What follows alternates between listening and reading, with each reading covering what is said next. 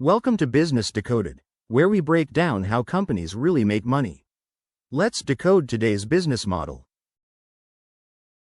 Facebook is free. Instagram is free. WhatsApp is free. You've never paid Meta $1. Yet Meta made $134 billion in 2024.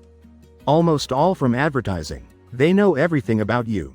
Your friends, your interests, your political views, your relationship status, your location, what you buy. They use this to sell ads so precisely targeted that advertisers pay billions to reach you. This is the social graph monetized. Today, we're breaking down how Meta turns your social life into money, why free apps are more valuable than paid subscriptions, and how the social graph creates an advertising moat competitors can't replicate. Here's what we're covering: how Meta's advertising business works, why the social graph is more valuable than search data, the Instagram acquisition that saved Meta, and what threatens this empire. Before we begin, a quick disclaimer. This content is for educational purposes only, not business or legal advice. Company references are from public sources for educational commentary. Trademarks belong to their owners.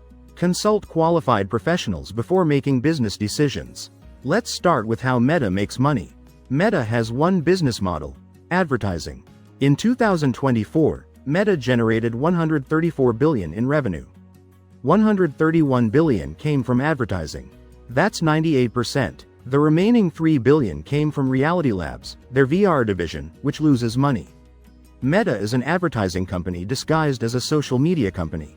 The advertising works through precise targeting based on the social graph. The social graph is the map of all relationships and interactions on Facebook and Instagram. Who you're friends with, what you like, what you comment on, what you share, what groups you join. This creates a detailed profile of who you are. Meta uses this data to sell ads. Advertisers don't just target demographics. They target based on interests, behaviors, and social connections. Want to advertise to people who recently got engaged? Meta knows who just changed their relationship status. Want to target parents of newborns?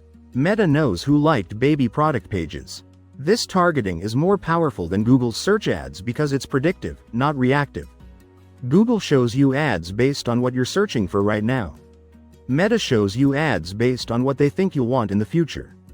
You haven't searched for baby products yet, but Meta knows you're pregnant based on your behavior. They show you baby ads before you even realize you need them. Meta's advertising revenue breaks down into two platforms. Facebook generated about $90 billion. Instagram generated about $41 billion. WhatsApp doesn't show ads yet. Facebook is still bigger, but Instagram is growing faster and has higher engagement among younger users. The business model has incredible economics. Meta doesn't create content. Users create content for free. You post photos, status updates, videos. Your friends comment and like. Meta provides the platform and keeps all the advertising revenue. Meta's operating margin is 37%. The cost structure is mostly fixed.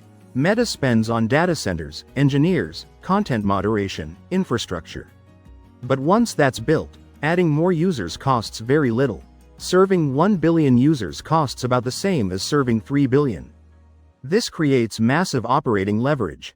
Meta has 3 billion monthly active users across all apps. Facebook has 3 billion. Instagram has 2 billion. WhatsApp has 2 billion. Meta reaches half of humanity. But user growth is slowing. In developed markets like the US and Europe, almost everyone who will use Facebook already does. Growth comes from emerging markets where users are less valuable. A US user generates much more ad revenue than an Indian user. Meta's average revenue per user in the US and Canada is about $60 per quarter. In Asia Pacific, it's about $5. Meta needs to either grow users in high-value markets, which is hard, or increase revenue per user, which means showing more ads or raising prices. This is why Meta bought Instagram in 2012 for $1 billion. People thought Zuckerberg overpaid. Instagram had 13 employees and zero revenue. But Zuckerberg saw the threat. Mobile was taking over. Instagram was mobile first. Facebook was desktop first. Younger users preferred Instagram's visual interface. If Instagram grew, it could kill Facebook. So Zuckerberg bought Instagram before it became a competitor. This is one of the best acquisitions in tech history.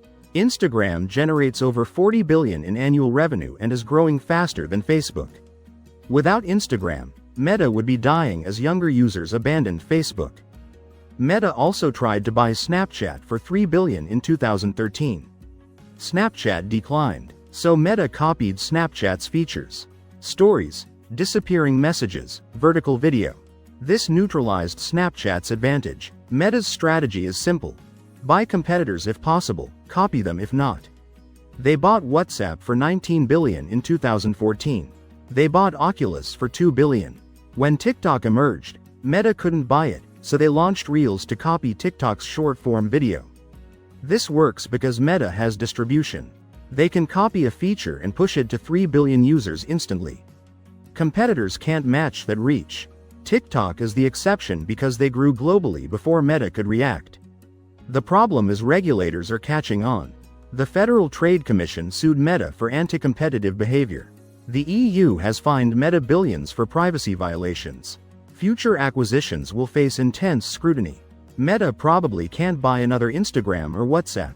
Privacy changes are also hurting Meta. Apple's iOS now requires apps to ask permission before tracking users across other apps. Most users decline. This blocks Meta from seeing what users do outside Facebook and Instagram. Without that data, ad targeting gets worse. Meta estimated Apple's privacy changes cost them $10 billion in lost ad revenue in 2022. Google is also phasing out third-party cookies, which will further limit tracking. Meta is adapting by focusing on first-party data, but the loss of cross-app tracking is a permanent handicap. TikTok is another existential threat. TikTok captures attention, especially among young users. Time spent on TikTok is time not spent on Instagram or Facebook. If TikTok keeps growing, Meta's user engagement drops, which means fewer ad impressions. Meta is fighting back with Reels, but TikTok's algorithm is better. Meta's response is doubling down on AI-driven content recommendations. Instead of showing you content from friends, Meta shows you content the AI thinks you'll engage with, even from strangers. This is the TikTok model. It works for engagement but undermines the social graph, which is Meta's core advantage. The Metaverse Bet is Zuckerberg's long-term play. Reality Labs lost $16 billion in 2023. Zuckerberg is betting that VR and AR will be the next computing platform after mobile. If he's right, Meta will dominate the metaverse. If he's wrong, they're burning billions on a fantasy. Investors are skeptical. Meta's stock dropped 60% in 2022 as Reality Labs losses mounted. Meta responded by cutting costs, laying off tens of thousands, and refocusing on core advertising. The stock recovered, but the metaverse remains controversial. The bull case for Meta is the advertising business remains dominant. 3 billion users is an unassailable moat. Even if growth slows, Meta can increase revenue per user. Instagram Reels successfully competes with TikTok. The metaverse pays off long-term. The bear case is TikTok kills engagement. Regulators break up Meta or restrict data collection. Privacy changes permanently damage ad targeting. Users leave for new platforms. The metaverse flops. For you, Meta's business model is a reminder that free products aren't free. You're paying with data and attention. Meta knows more about you than almost anyone. They use this to manipulate your behavior through targeted ads. You're not the customer, you're the product. If you value privacy, you can limit Meta's data collection. Use Facebook and Instagram less. Don't grant tracking permissions, but you'll lose connection to friends and communities that only exist on Meta's platforms. Here's what to do. Review your privacy settings on Facebook and Instagram. Limit what Meta can see. Turn off ad personalization. Understand that every like, comment, and share trains Meta's algorithm to sell you.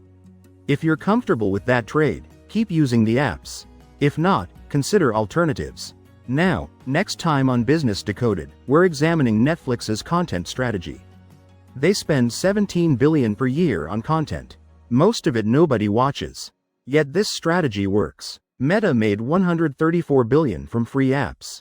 Almost all from advertising. The social graph creates targeting so precise that advertisers pay billions to reach you. You're not the customer, you're the product.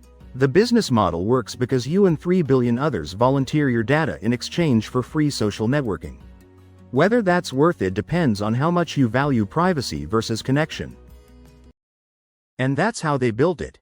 If this helped you understand business better, subscribe for weekly deep dives into the world's most successful companies. Thanks for watching.